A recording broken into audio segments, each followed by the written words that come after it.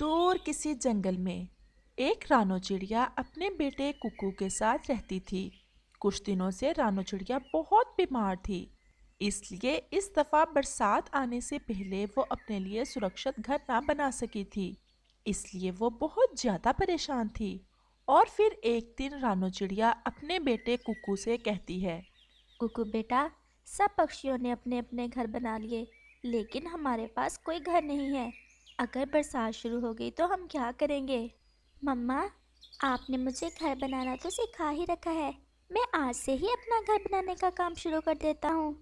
लेकिन कुकू बेटा, तुम एक दफ़ा दूर बर्फानी पहाड़ों पर जाओ और वहाँ एक पक्षी रहता है। छमछम है नाम उसका। वो बारिश का पक्षी है। तुम जाओ और उस पक्षी से पूछ कर आओ कि बरसात कब तक शुरू होने वाली है। मम्मा, जो पहाड़ जंगल में पश्चिम की तरफ है। हाँ हाँ कुकू बेटा, वही रहता है बारिश का पक्षी। और फिर कुकू बर्फानी पहाड़ों पर छमछम नामी पक्षी से बरसात के बारे में जानकारी लेने चला जाता है। कुकू तो बहुत खुश था, क्योंकि आज वो पहली बार इतने लंबे सफर पर जो जा रहा था। उसे उड़ने का बहुत शौक था। उसने नया नया जो उड़ना सीखा था, इसलिए कुकू तो बहुत तेज उड़ता है। वो थकता भी नहीं है। और फिर जल्द ही कुकू बर्फानी पहाड़ों पर पहुंच जाता है। कुकू इधर उधर देखता है, लेकिन उसे तो कोई पक्षी वहां दिखाई नहीं देता।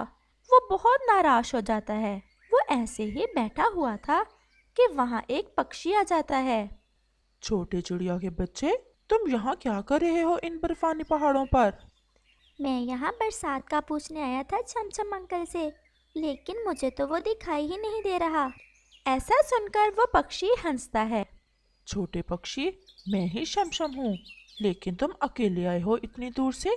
तुम्हारे मम्मा पापा नहीं है क्या? मेरा पापा तो तभी मर गया था जब मैं अभी अंडे से बाहर भी नहीं आया था। और मेरी मम्मा कुछ दिनों से बीमार है। इसी कारण हम अपना घर भी नहीं बना सके। मम्मा बहुत परेशान थी। बस इसलिए मम्मा ने मुझे आपके पास भेजा है कि बारिश का पूछ कर आऊं कि बारिश कब आएगी। छोटे पक्षी, मुझे बहुत दुख हुआ सुनकर कि तुम्हारा पापा इस दुनिया में नहीं है और तुम्हारी मम्मा बीमार है। लेकिन उससे भी बढ़कर मुझे इस बात की परेशानी हुई है कि तुम्हारे पहाड़ों वाले जंगल में तो बरसात कल से ही शुरू हो जाएगी और तुम्हारे पास घर भी नहीं है। बस ऐसा सुनना था कि कुकू तो रोने लग जाता है। अब हम क्या करेंगे? मम्मा तो पहले ही बहुत परेशान थी। अब हम कहाँ जाएंगे अगर बरसात शुरू हो गई तो? चुप कर जाओ छोटे पक्षी, मैं तुम्हारी जरूर मदद करूंगा। तुम ऐसा करो, अपनी मम्मा को साथ लेकर जंगल के बीच में जो बड़ा पेड़ है, तुम उसके पास जाना। वो पेड़ जरूर तुम्हारी मदद करेगा। और हाँ, उसे ये बताना कि तुम दोनों माँ बेटे को छमछम ने भेजा है। ये सुनकर तो कुकू बहुत खुश हो जाता है। आपका बहुत बहुत धन्यवाद छमछम अंकल। अब मैं जाता हूँ वापस। मेरी मम्मा मेरा इंतजार कर रही होगी। जाओ जाओ बेटा, लेकिन मेरी बात याद रखो, कभी भी किसी मुसीबत में घबराते नहीं हैं, हमेशा डटकर मुकाबला करते हैं। और फिर कुकू खुशी खुशी वापस लौट जाता है। कुकू बेटा, क्या छमछम अंकल मिल गए थे? हाँ मम्मा, छमछम अंकल मुझे मिल गए थे और छमछम अंकल ने मुझे बताया कि हमारे जंगल में बरसात तो कल से ही शुरू हो जाएगी। ये सुनकर रानो चिड़िया तो बहुत दुखी हो जाती है। अब हम क्या करेंगे? मैं अपने बेटे को इस बरसात में सुरक्षित ना रख सकी। लेकिन मम्मा, छमछम अंकल ने बताया है कि जंगल के बीच में जो बड़ा पेड़ है, हम अगर उसके पास जाएं तो वो ज़रूर हमारी मदद करेगा। क्या सच में कुकू? फिर तो हम आज ही उस पेड़ के पास जाते हैं। कालू जी, इस दफा तो मुझे बहुत मजा आने वाला है, क्योंकि पहली बार होगा जब हमारे पास सुरक्षित घर है और रानो चिड़िया मरेगी बारिश में। गोरी, अब के बार तो तुम्हारे मन की मुराद पूरी हो जाएगी, क्योंकि रानो चिड़िया बीमार होने के कारण अपना घर जो नहीं बना सकी। लेकिन अगर तोते या कबूतर में से किसी ने उसे रख लिया अपने घर में, तो फिर क्या करोगी तुम? इस बात की चिंता तुम ना करो। मैंने उन दोनों से ये बोल दिया है कि अगर रानो चिड़िया को किसी ने अपने घर में रखा तो गौरी से लड़ाई बन जाएगी उनकी। मम्मा, मम्मा, आप रानू आंटी से हर समय गुस्से क्यों रहती हैं? उसने तो हमेशा सबकी मदद की है। चुप कर जग्गू, बहुत बोलने लगे हो अपने पापा की तरह। तुम्हें नहीं पता, मुझे उसे दुखी देखकर बहुत अच्छा लगता है। और फिर रानो चिड़िया उस बड़े पेड़ के पास जाती है। बड़े पेड़ जी, मैं रानो चिड़िया हूँ, इसी जंगल में रहती हूँ। इस साल मैं बीमार होने के कारण अपना घर नहीं बना सकी, इसलिए मैं बहुत परेशान थी। लेकिन छमछम पक्षी ने बताया कि मैं आपके पास जाऊँ। छमछम बहुत अच्छा पक्षी है, वो हमेशा अच्छे पक्षियों की मदद करता है। चिड़िया, तुम ऐसा करो, मेरे इस बड़े तने में जो छेद है उसमें बैठ जाओ और मुझे ही अपना घर बना लो। मैं तुम्हें बारिश से भी सुरक्षित रखूंगा और तुम्हें भोजन भी देता रहूंगा। ये सुनकर रानो चिड़िया तो बहुत खुश हो जाती और फिर रात हो जाती है और रानो चिड़िया और उसका बेटा उस पेड़ के छेद में से उस पेड़ के अंदर चले जाते हैं। वहाँ तो उन्हें ढेर सारे फल भी मिल जाते हैं। वो माँ बेटा वो फल खाते हैं और सो जाते हैं। अगले रोज वो दोनों बाहर का मौसम देखने उस छेद से बाहर निकलते हैं।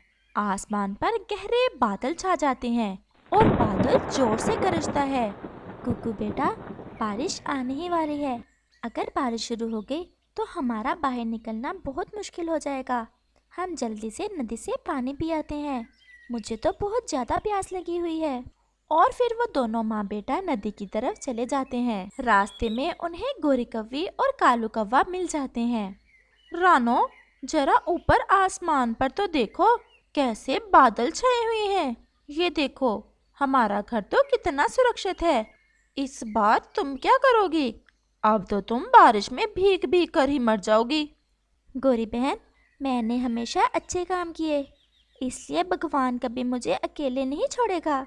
जंगल के बीच में जो बड़ा पेड़ है उसने मुझे आश्रय दिया है अपने तने में, और ढेर सारा भोजन भी है वहाँ। मैं तो बरसात के दिन वहीं गुजारूंगी। ऐसा कहते हुए रानो चिड़िया वहाँ से नदी की तरफ चली जाती है। गोरी, तुम्हारे तो सारे के सारे अरमानों पर पानी फिर गया। उसे तो बहुत सुरक्षित जगह मिल गई है। अब तुम क्या करोगी?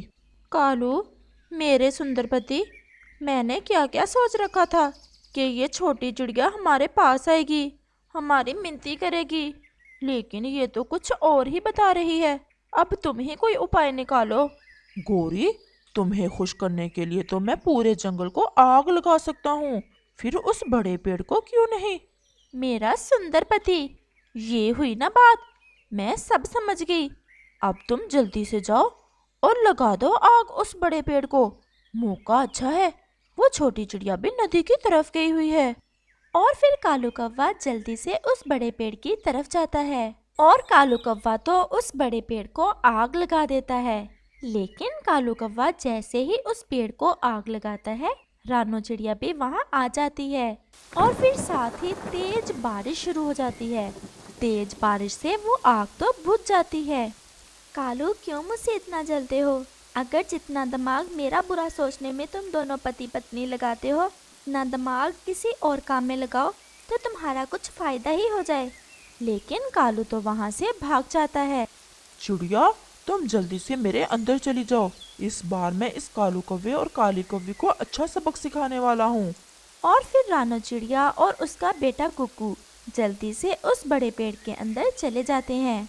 और वो पेड़ अपने साथ वाले पेड़ से कहता है, दोस्त, मेरा संदेश आगे पहुंचा दो उस पेड़ तक जिस पर कालू कौवे और गोरी कौवी का घोंसला है, और उस पेड़ से कहो कि उनका घर गिरा दे। ये मेरा आदेश है। और फिर वो तुरंत उस बड़े पेड़ का संदेश दूसरे पेड़ तक पहुंचा देता है। और फिर वो पेड़ अपने से आगे वाले पेड़ को, और फिर ये संदेश उस पेड़ तक पहुंच जाता है जिस पर कालू और गोरी का घर था। मैं अभी बड़े पेड़ का आदेश मानता हूँ। और वो पेड़ जोर जोर से हिलता है। वो पेड़ इतनी जोर से हिलता है कि कालू और गोरी का घर नीचे गिर जाता है और उनका घर तो पूरे का पूरा ही टूट जाता है।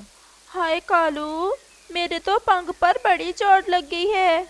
गोरी, बारिश तो तेज है लेकिन आंधी तो नहीं है। फिर इस बड़े पेड़ को क्या हो गया?